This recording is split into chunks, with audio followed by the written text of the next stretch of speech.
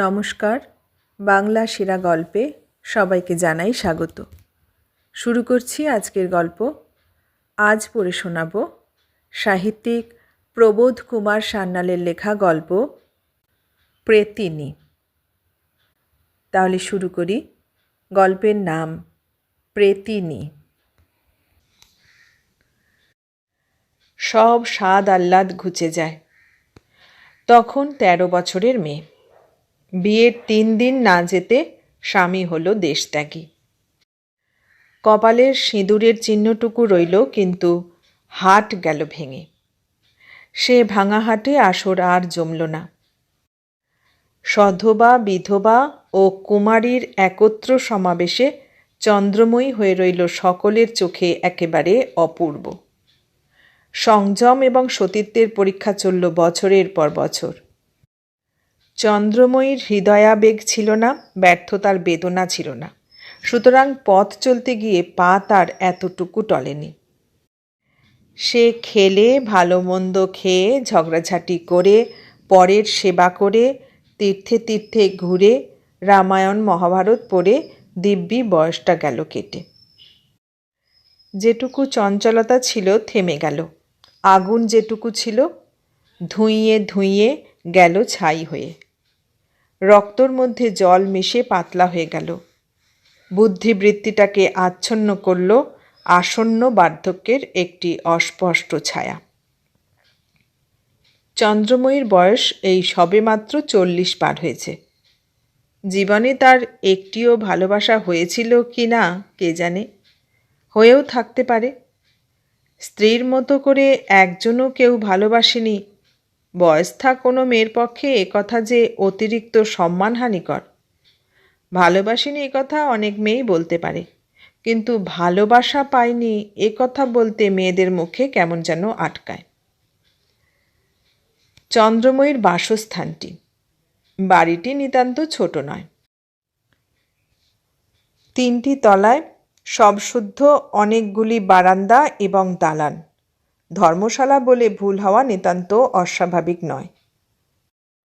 মাঝের তলায় যে ঘরখানি এতদিন খালি পড়েছিল, সেদিন দেখা গেল একটি স্বামী ও স্ত্রী এসে সেখানি দখল করে বসেছে।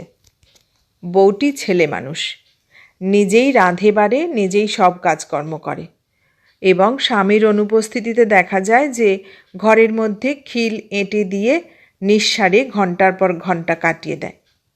যে পুরুষ মানুষের ভিড় চারিদিকে, লোকজনের যাতায়াত এক দণ্ডও কামাই নেই।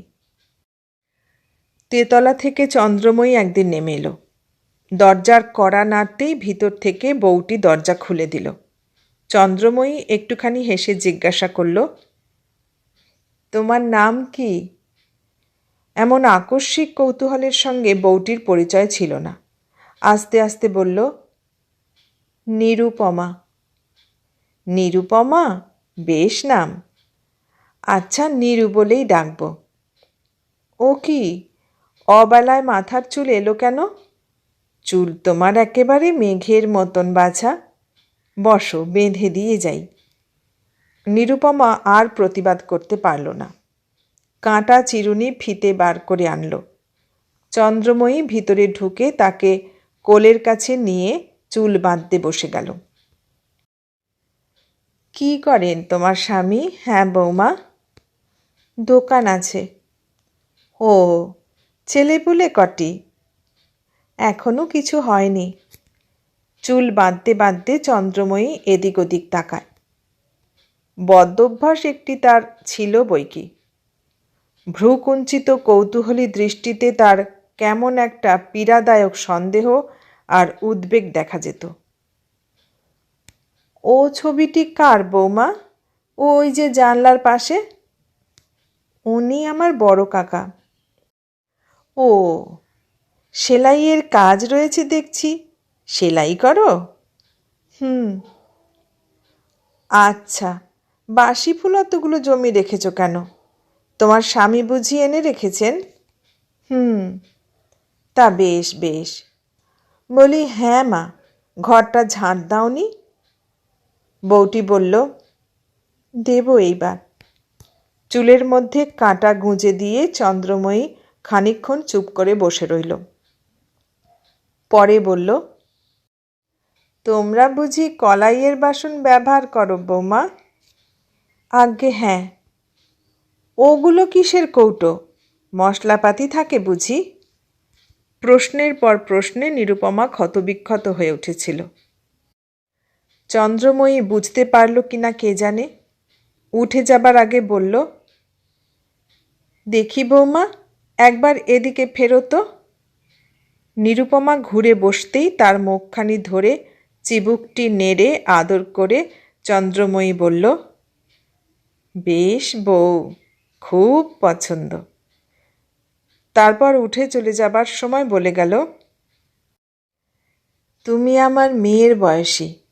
আচ্ছা মা, আবার আসবো ক্ষণ। নিরুপমা অবাক হয়ে তার পথের দিকে তাকিয়ে রইল।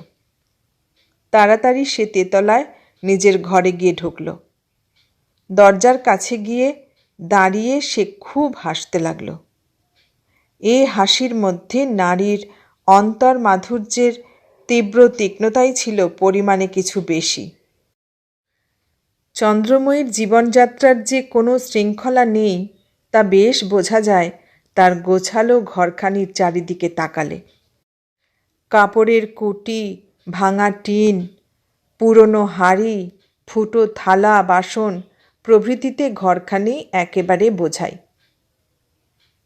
আম কাঠের একটা খোলা মাঝারি সিন্দুকের মধ্যে আরশোলা গিজগিজ করছে।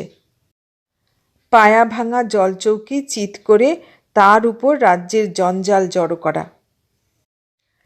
কাঁচ করার একটা তোবড়ানো পুতুল মাথা কাটা অবস্থায় গড়াগড়ি যাচ্ছে। চন্দ্রময়ীর এসব কোনোদিন খেয়ালেই আসে না। সে যে রান্নাবান্না করে খেয়ে দিয়ে ঘুমিয়ে বেঁচে থাকে কেমন করে, এটি ভাববার কথা। সারাদিন চন্দ্রময়ীর কাজ ফুরত না, অবসর ছিল না তার এতটুকু। কিন্তু কি যে সে কাজ! সমস্তক্ষণ ঘুরে ঘুরে কেন যে সে শশব্যস্ত থাকত, বিশেষ রূপে পর্যবেক্ষণ না করলে তার হদিশ পাওয়া যেত না। সকলের সঙ্গে একটু আধটু জড়িয়ে থাকলেও তার কোনো স্পষ্ট ব্যক্তিত্ব নেই। সকলের মাঝখানে থেকেও সকল মানুষের থেকে দূরে ছিল তার স্থান। রাশভারীও ছিল না তার, হাঁটলে বা ছুটলে পায়ের শব্দও হতো না। চোরের মতো গোপন আনাগোনায় সে ছিল অতিরিক্ত অভ্যস্ত। নিচের তলার ঘরগুলি বিশেষ বাসযোগ্য ছিল না।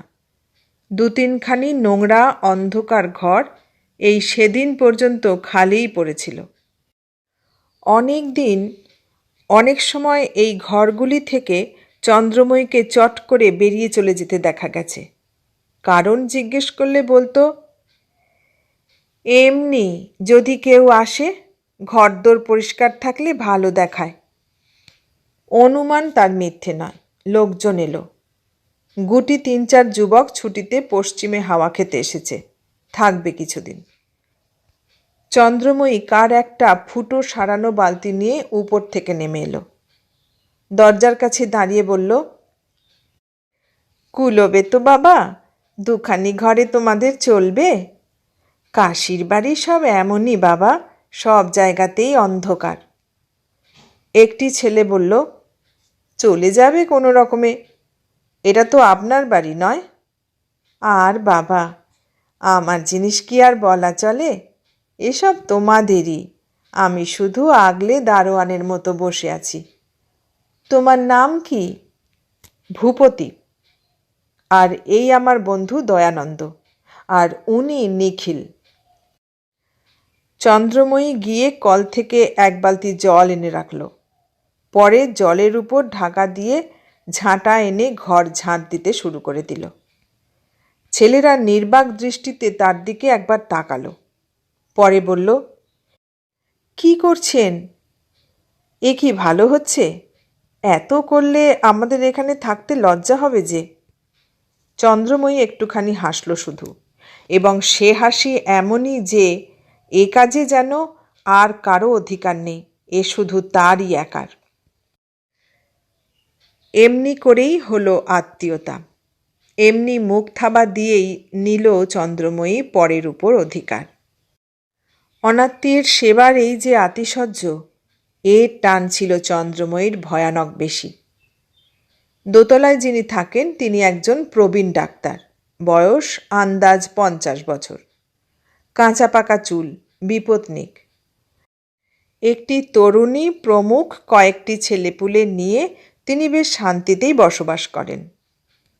মেয়েটির বিবাহের কথা চলছিল, তা বয়স হয়েছে বইকি। চন্দ্রময়ী একদিন তাকে একটু আড়ালে ডেকে নিয়ে গেল কলঘরের মধ্যে।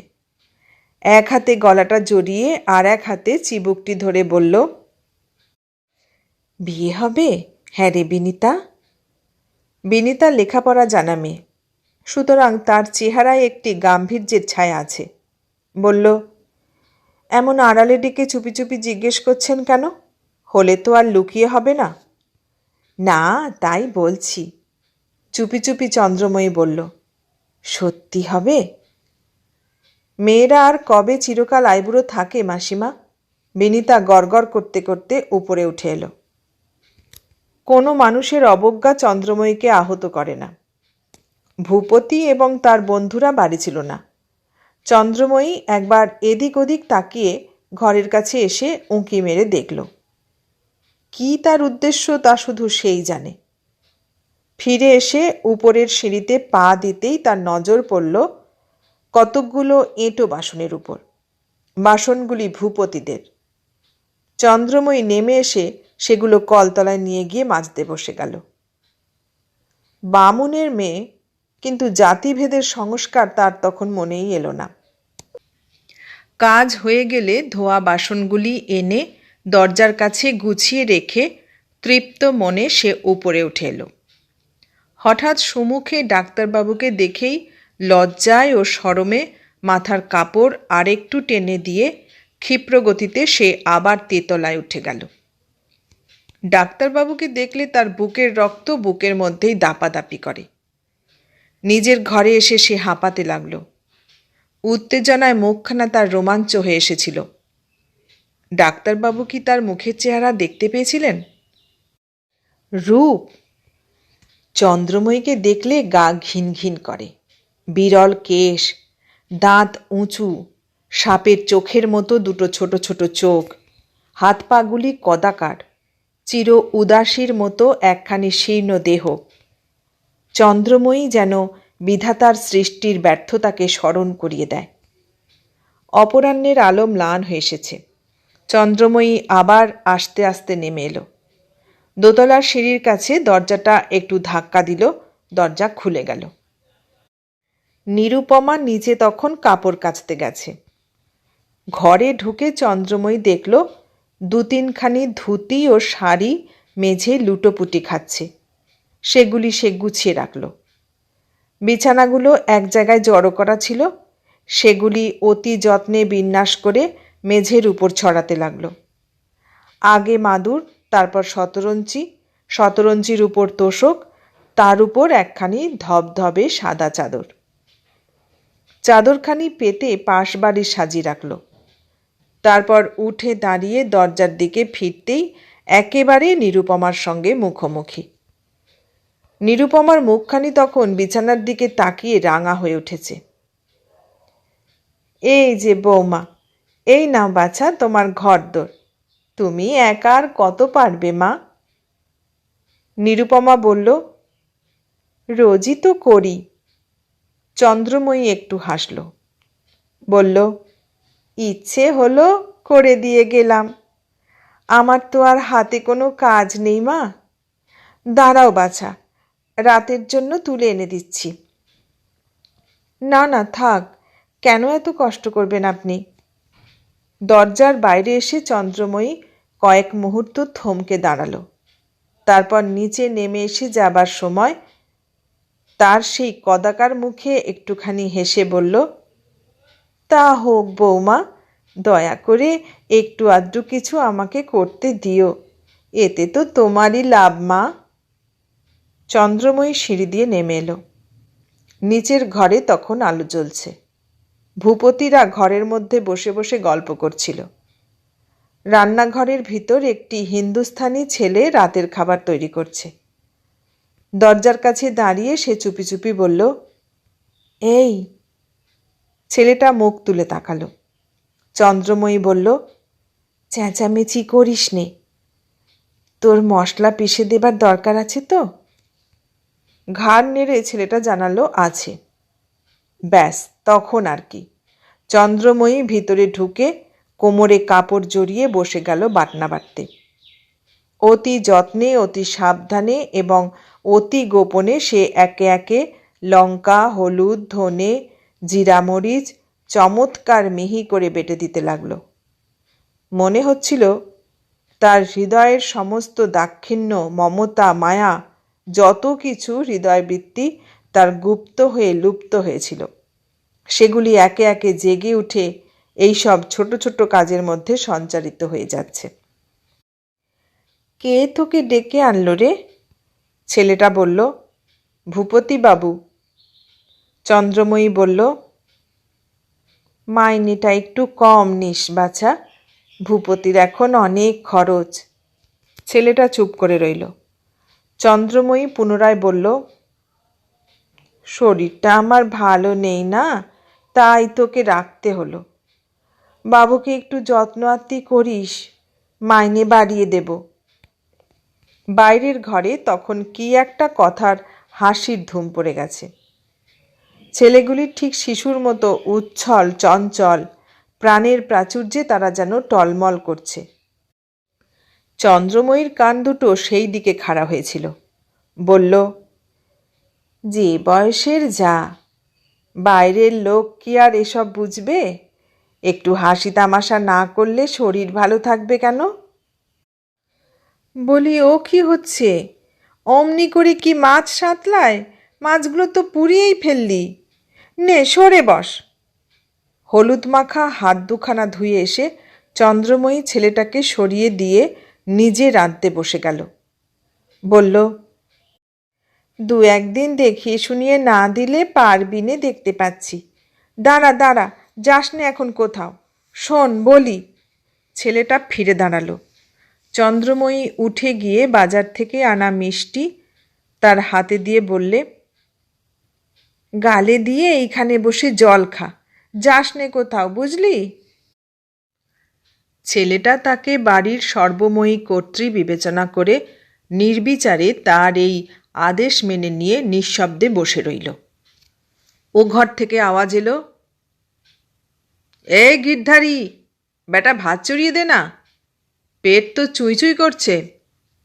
গিরধারী উঠে দাঁড়ালো। চন্দ্রময়ী চঞ্চল হয়ে উঠে বলল, এইখান থেকে উত্তর দে, ভাত চড়ানো হয়েছে বাবুজি। খুন্তিটা হাত থেকে নামিয়ে রেখে সে একবার বাইরে এসে উঁকি মারল।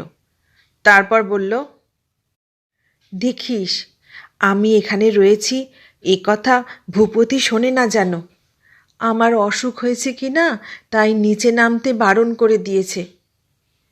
কিন্তু তার এই চৌর্যবৃত্তি গিরধারীর ভালো লাগছিল না। সে ভারী অস্বস্তি বোধ করছিল।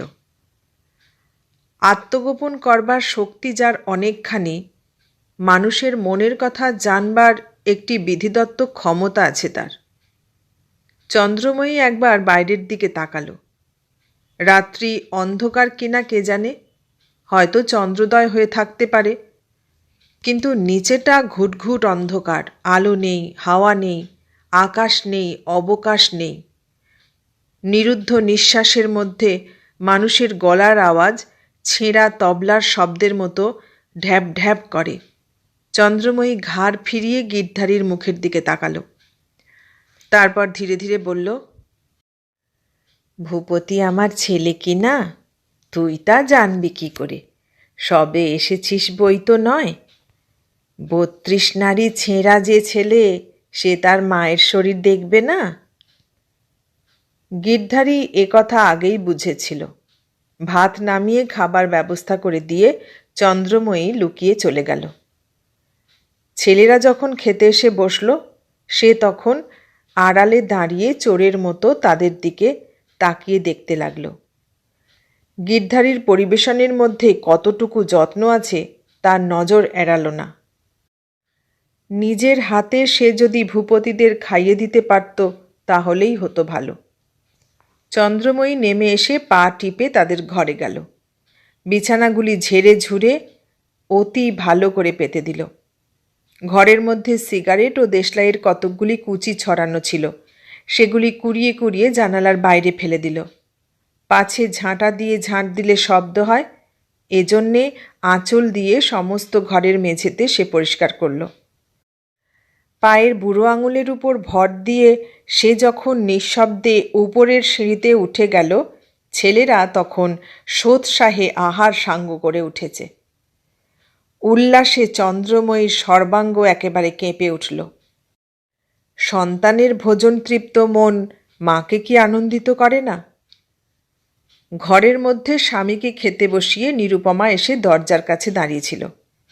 চন্দ্রময়ীকে এমন ভঙ্গিতে আসতে দেখে বলল, অন্ধকারে এতবার যাতায়াত করছেন, একটা আলো হাতে রাখুন না।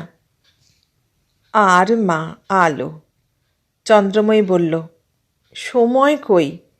ছেলে হলে মায়ের যে কত জ্বালা তা তো আর তুমি এখনো জানলে না, বলে সে তেতলায় চলে গেল। কথাটা ঘরের মধ্যে খেতে খেতে স্বামীর কানে গিয়েছিল। তিনি ভ্রু কুঁচকে নাক সিঁটিয়ে তীক্ষ্ণ দৃষ্টিতে চেয়ে বললেন, মাগিটা কেন কথা কয় যখন তখন তোমার সঙ্গে? বদমাইশ, আগলি। নিরুপমা স্বামীর মুখের দিকে একবার তাকিয়ে আবার দৃষ্টি নত করে ঘাড় ফিরিয়ে গিয়ে দাঁড়াল। জীবনকে মানুষ কি ঠিক এমনি করেই বিচার করবে? উপরে উঠে চন্দ্রময়ী ঘরে ঢুকে ধপ করে বসে পড়ল। ভূপতির রান্না করতে পেরে আজ সে যেন ধন্য হয়ে গেছে। আজ এই রাত্রিটিতে দুঃখের এক বিন্দু চিহ্ন যেন তার মধ্যে নেই। চোখে আজ তার হয়তো ঘুম আসবে না, মনের নিত্য নিয়মিত ক্লান্তি আসবে না। সমস্ত রাত আনন্দে উত্তেজনায় আজ হয়তো তাকে ছাদের ওপর ঘুরে ঘুরেই বেড়াতে হবে। জানলা দরজাগুলো খোলাই রইল, বিছানা হলো না, না হলো ঘর পরিষ্কার। আলোই বা সে কী জন্যে জ্বালাবে? কিন্তু তার সমস্ত মন বিশৃঙ্খল, জীর্ণ ও মলিন গৃহসজ্জাগুলির দিকে তাকিয়ে অপরিসীম আনন্দ ও তৃপ্তিতে ভরে উঠতে লাগল। আজ তার সমস্ত দৈন্য সার্থক করে দীপশিখা জ্বলে উঠেছে।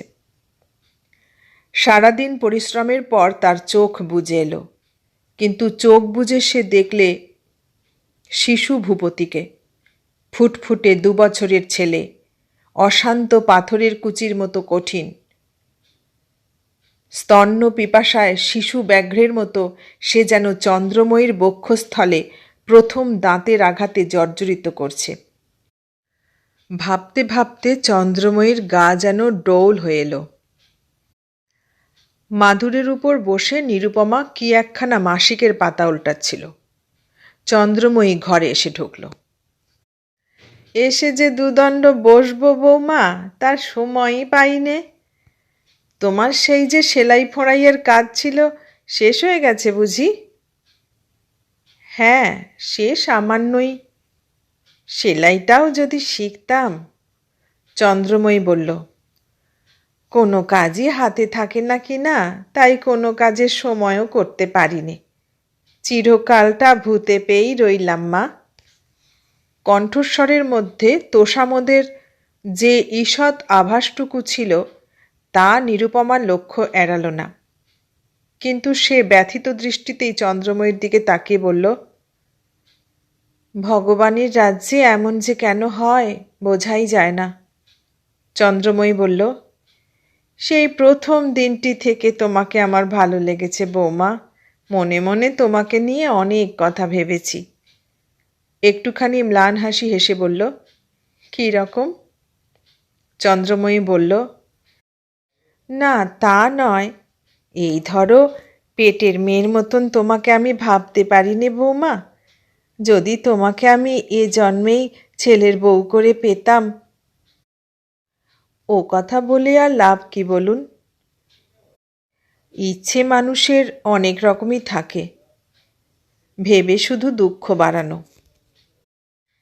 তাই বলছি, মেঝের উপর আঙুল দিয়ে দাগ টানতে টানতে চন্দ্রময়ী বলল, ভাগ্যবতী নইলে ভূপতির মতন ছেলে পেটে ধরা যায় না। যেমন রূপ তেমনি গুণ। 3টে পাশ করেছে। কলকাতায় কারবার, দেশে জমিদার। বালকের মতো সরল বিনয়ী। বাছা আমার দুঃখের ধন বৌমা। পরের ছেলের প্রতি এমন একান্ত মমতা এবং তাই নিয়ে এমন মনোহর স্বপ্নজাল রচনা করা। নিরুপমা একটুখানি অবাক হয়ে অন্যদিকে তাকিয়ে রইল। চন্দ্রময়ী বলল, অনেক জিনিস ঘটে না বৌমা, যা ঘটলে ভালো হতো। স্বামী নিয়ে তুমি ঘর করছো, অথচ ভূপতি আজও বিয়ে করল না। এ কথা কি কেউ ভেবেছিল? সংসারে অনেক জিনিসেরই আমরা হদিশ পাইনে মা। অর্থাৎ? নিরুপমা ঘাড় ফিরিয়ে তার প্রতি তাকালো। কোথাকার কে ভূপতি বিয়ে করেনি সে আলোচনা তার কাছে কেন? ভূপতির বিয়ে না করার সঙ্গে তার স্বামী নিয়ে ঘর করার সম্পর্ক কি? চন্দ্রময়ী বলল, তা ধরো মা, ভূপতি আমাদের কিছু অপছন্দর নয়। ভূপতির হাঁড়িতে চাল দিলে কোনো মেয়ে কি অসুখী হবে তুমি মনে করো মা? আপনার কাছে কি কোনো পাত্রী? নিরুপমা বলল, সে কথা বলছি নে বৌমা। একটু হেসে চন্দ্রময়ী বলল, পাত্রী কোথা পাবো? আমার হাত দিয়ে তো কেউ মেয়ে পার করতে চাইবে না। বলছি মা তোমার কথা। তোমাকে দেখে অবধি আমি এই কথা ভাবছি। নিরুপমা বড় বড় চোখে তাকালো। হ্যাঁ, তোমার কথাই বলছি বৌমা। তোমার যে স্বামী আছে বৌমা, এ কথা আমি ভাবতেই পারিনে। তুমি তো কুমারী মেয়ে। আচ্ছা, চুপি চুপি বলো তো বৌমা, সত্যি করে। আমাকে মা পাগল মনে করো না। বলো তো, ভূপতিকে তোমার পছন্দ না? সত্যি বলছি মা, ভূপতি তোমার স্বামী হলে বুঝতে যে। আহত ক্রুদ্ধ সর্পের মতো নিরুপমা উঠে দাঁড়াল। নিরুদ্ধ নিঃশ্বাসে দরজার দিকে আঙুল দেখিয়ে বলল, চলে যান, যান শিগগির বলছি। 1 মিনিটও আর এ ঘরে বসবেন না। তার মুখের চেহারা দেখে চন্দ্রময়ী আর বসতে পারল না। উঠে দাঁড়িয়ে ফ্যালফ্যাল করে তাকিয়ে ঢোক গিলে বলল, অন্যায় হয়েছে বৌমা। বৌমা তার উত্তরে বলল, কই এখনো বেরোলেন না ঘর থেকে? উনি যা বলেন মিথ্যে নয়। উনি মানুষ চেনেন। খবরদার আমাকে আর বৌমা বলে ডাকবেন না। আপনার কি ধর্ম ভয় নেই? যান এ ঘর থেকে। আপনার বাড়িতে ভাড়া আছি বলে অপমান করেন কোন সাহসে? মাথা হেঁট করে চন্দ্রময়ী বেরিয়ে চলে গেল। গেল বটে, কিন্তু একটুকু আঁচ তার গায়ে লাগল না। উপরের ঘরে গিয়ে সে যখন আবার প্রতিদিনের কাজকর্মে মন দিল, মনে হলো অপমানিত হওয়ার অভিজ্ঞতা তার নতুন নয়। আঘাত পেয়ে আহত হলো না। সামাজিক নীতিকে পদদলিত করতে সে কুণ্ঠিত হলো না। স্বচ্ছন্দে নির্বিকার চিত্তে সে ঘরের মধ্যে ঘুরে ফিরে বেড়াতে লাগল।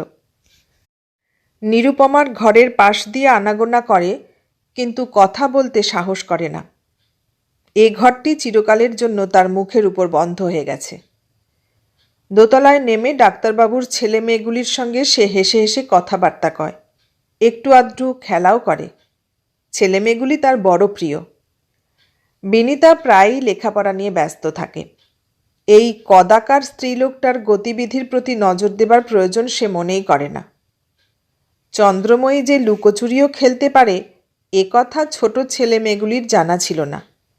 সুতরাং এই পরম স্নেহময়ী স্ত্রীলোকটির সঙ্গে মিলেমিশে তারা চমৎকার আমোদ পায়। হুড়যুদ্ধ করে সারাদিন বেড়াতে পারলে তারা আর কিছু চায় না। একবার একটু থেমে কোনো একটা ছেলে কিংবা মেয়েকে একটু আড়ালে ডেকে নিয়ে গিয়ে চন্দ্রময়ী অনেক কথাই জিজ্ঞাসা করে। তোর বাবা খুব হো হো করে হাসেন না রে মন্টু? মন্টু বলে, খুব খুব হাসে মাসিমা, হা হা করে। বাবা তোর কি খেতে ভালোবাসেন রে? মেজো মেয়েটা বলে উঠল, পুঁই শাক মাসিমা, ইলিশ মাছ দিয়ে। ইলিশ আর পুঁই চচ্চড়ি। ও। চন্দ্রময়ী খানিকক্ষণ উদাসীন হয়ে রইল, পরে বলল, রাত্রিরে কি খান? রাত্রিরে লুচি। ডাক্তারবাবু তোদের খুব ভালোবাসেন না রে? আমাকে সবচেয়ে বেশি। ব্যাস, অমনি গোলমাল শুরু হলো। সবাই চিৎকার করে বলে উঠল, আমাকে বাবা সকলের চেয়ে বেশি ভালোবাসে মাসিমা, আমাকে। চন্দ্রময়ী বলিল, আচ্ছা লটারি করে দেখি, দাঁড়া। লটারি হলো, উঠল কিন্তু ফোক্কা। চন্দ্রময়ী বলল, থাক লটারি, যাকগে। আচ্ছা, রাত্রিরে ডাক্তারবাবুর কাছে কে শোয়? মন্টু তখন বীরের মতো এগিয়ে এলো, বলল, আমি। চন্দ্রময়ী তাকে ভুলিয়ে কোলে তুলে নিয়ে উপরে চলে গেল। উপরে গিয়ে তার হাতে সন্দেশ দিল, ঠাকুরের প্রসাদী কিশমিশ দিল। কোলের মধ্যে বসিয়ে তাকে আদর করল, আষ্টে পৃষ্ঠে চুম্বন করল। তারপর তাকে তুলে এনে সিঁড়ির কাছে দাঁড়িয়ে বলল, লাট্টু কিনবি মন্টু? কত দাম বল, দিচ্ছি। মন্টু বলল, 4 পয়সা। আচ্ছা দেব, আগে আমি যা বলবো শুনবি? শুনব। উত্তেজনা এবং দুরন্ত উল্লাসে চন্দ্রময়ী থরথর করে কাঁপছিল। রক্তের তরঙ্গ প্রচণ্ড আকারে উদ্দাম হয়ে তার বুকের মধ্যে মাতামাতি করছিল। বলল, ডাক্তারবাবু তোর কে হয়? বাবা। আমি তোর কে হই? মাসিমা। চুপ বলে সে মন্টুর মুখটা হাত দিয়ে টিপে ধরল। বলল, খুন করব এক্ষুনি। বল, তুমি আমার মা হও। বল লক্ষ্মীটি, এক্ষুনি লাট্টু কিনতে দেব, বল। মন্টু 7 বছরের ছেলে। মা মরেছে তো এই বছর 2 হলো। বেশ মনে আছে, তবু ভয়ে ভয়ে বলল, মা। আঁচল খুলে 4টি পয়সা তার হাতে দিয়ে চন্দ্রময়ী বলল, যা পালা এবার। এবার থেকে হাতের মধ্যে পয়সা টিপে দিলেই কিন্তু চুপি চুপি ওই বলে ডেকে যাবি, কেমন? মন্টু ঘাড় নেড়ে নিচে নেমে গেল। কিন্তু এই ক্লেদোক্ত জঘন্য কৌশল, বিকৃত চিন্তাধারার এই কুৎসিত প্রকাশ, এর মধ্যে তার যে ক্ষুধাই প্রকাশ পাক, আপনার আনন্দে আপনি বিহ্বল হয়ে এ মনোবিলাসিনী নারীটি এদিক ওদিক ঘুরে বেড়াতে লাগল। স্বামী, পুত্র, সন্তান, সন্ততি থাকার আনন্দ যে কেমন, ঠিক এই রকমটি কিনা চন্দ্রময়ী হাসতে হাসতে কেবল এই কথাটাই বারে বারে ভাবতে লাগল। গভীর রাত পর্যন্ত ডাক্তারবাবু লেখাপড়া করছিলেন। বারান্দার সম্মুখেই খোলা জানালার ধারে একটি টেবিল, চারদিকে কাগজপত্র ছড়ানো, মাঝখানে একটি উগ্র উজ্জ্বল আলো জ্বলছে। গভীর মনোনিবেশ সহকারে ডাক্তারবাবু চোখে চশমা লাগিয়ে বাইরের দিকে তাকিয়েছিলেন। আলো পার হয়ে বাইরে তার নজর আসার উপায় নেই, বাইরের সমস্তই অন্ধকার দেখায়। রাত বোধ করি অনেক। ছেলেমেয়েরা সবাই তখন অকাতরে ঘুমিয়ে পড়েছে। নিচে ভূপতিদের আর কোনো সাড়া শব্দ নেই। নিরুপমা দরজার ভিতর থেকে বন্ধ। নিস্তব্ধ দূরে কোথায় একটা মন্দিরের ঘণ্টার শব্দ তখনও ভেসে ভেসে আসছিল। কে দাঁড়িয়ে ওখানে? পাশের ঘর থেকে বেরিয়ে বিনিতা এসে দাঁড়ালো। চন্দ্রময়ী থতমত খেয়ে বলল, বিনিতা, ঘুমোওনি এখনো? কটু কণ্ঠে বিনিতা বলল, না, বেশ সাদা চোখেই আমি জেগেছিলাম। আলোর সামনে ছায়া পড়ছে দেখে। জানালার ভেতরে চেয়ে কি দেখছিলেন শুনি? রোজ রাত অবধি বাবাকে কাজ করতে হয়, এখানে এসে দাঁড়িয়ে আপনার কী লাভ? ভিতর থেকে ডাক্তারবাবু সাড়া দিয়ে বললেন, কি হলো রে বিনু? কিছু না বাবা, আপনি কাজ করুন, বিনিতা বলল। মাথার ঘোমটা টেনে দিয়ে একটুখানি সরে এসে অপরাধীর মতো চন্দ্রময়ী বলল,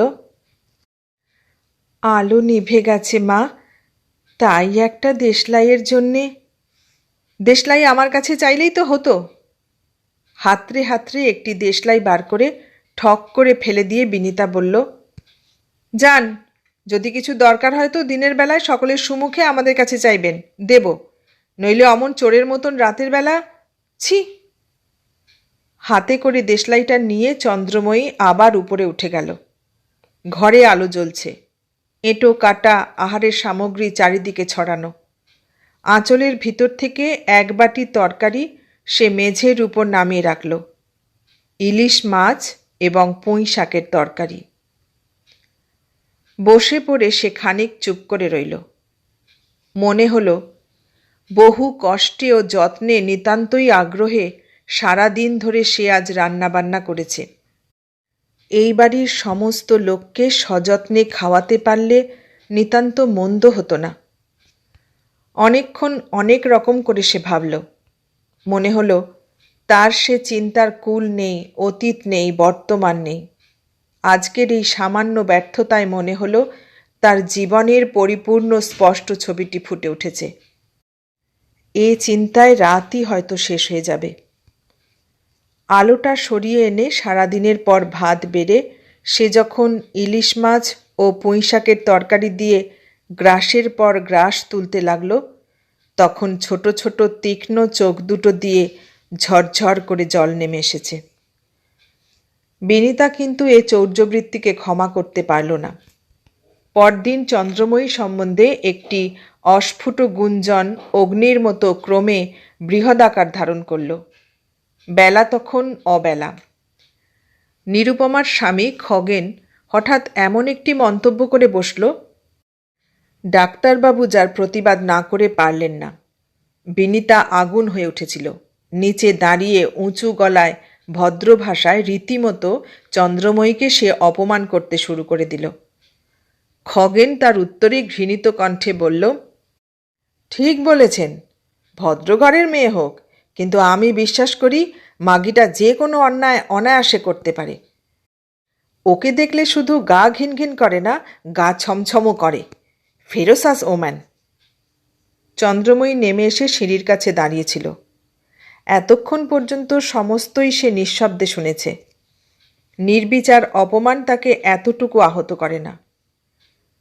নিরুপমার উদাসীন মুখখানির দিকে তাকিয়ে বিনিতা বলল, একটুকু ওকে আমি বিশ্বাস করি নে বৌদি। কাশি হচ্ছে এইসব মেয়ে মানুষদের উপযুক্ত জায়গা। মাকড়সার মতন এরা নানা জায়গায় জাল বেঁধে বসে থাকে।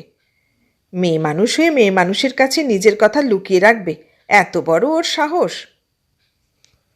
নিচে ভূপতি এবং তার বন্ধুরাও এবার শোরগোল করে উঠল। খগেন এসে বারান্দায় দাঁড়ালো। নিচে থেকে ভূপতি বলল, ওই বাড়িওয়ালির কথা বলছেন তো? আমরাও বলবো মনে করেছিলাম।